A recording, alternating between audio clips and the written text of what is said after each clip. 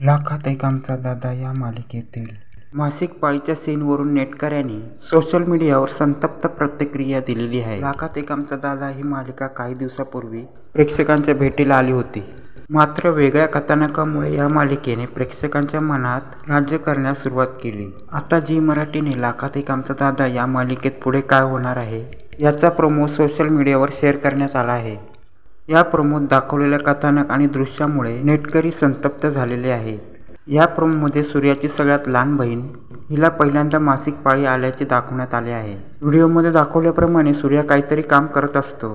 तेथूनच तो आपल्या धाकट्या बहिणीला बोलतो, तू पण जायचंस ना खरेदी करायला. यावर भांडी घासत असलेली भाग्यश्री म्हणते, माझ्या पोटात दुखत आहे.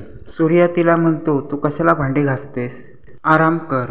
तेव्हा भाग्यश्री त्याला म्हणते, एवढं झालं की मी आराम करणार. तेव्हा ती उठते तेव्हा तिच्या कपड्यात रक्त लागलेले दिसते. ती घाबरून दादा अशी सूर्याला हाक मारते. ती म्हणते, मला खूप कसं तरी होतंय. सूर्या तिला विचारतो, काय होतंय. ती म्हणते, खूप पोटात दुखतंय. मला हे असं का होतंय. सूर्या तिला म्हणतो, तू काळजी करू नको, मी डॉक्टरांना बोलवून आणतो. असे म्हणून तो जात असतो. तेव्हा त्याच्या काहीतरी लक्षात येते आणि तो थांबतो.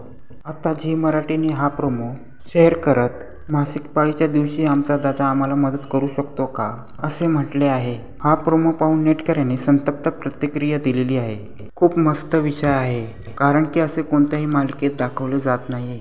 तर दुसऱ्या नेटकऱ्यांनी म्हटले की अशा मालिका असे विषय दाखवा घरात कुटुंबासह बघू शकतो. प्रोमोत काही पण दाखवू दे. आता पुढे सूर्या दादा आपल्या बहिणींची मदत करू शकतो का हे पाहणे महत्त्वाचे ठरणार आहे. तर तुमचे काय मत आहे कमेंट करून सांगा आणि व्हिडिओ आवडल्यास व्हिडिओला लाईक आणि चॅनलला सबस्क्राईब करायला विसरू नका.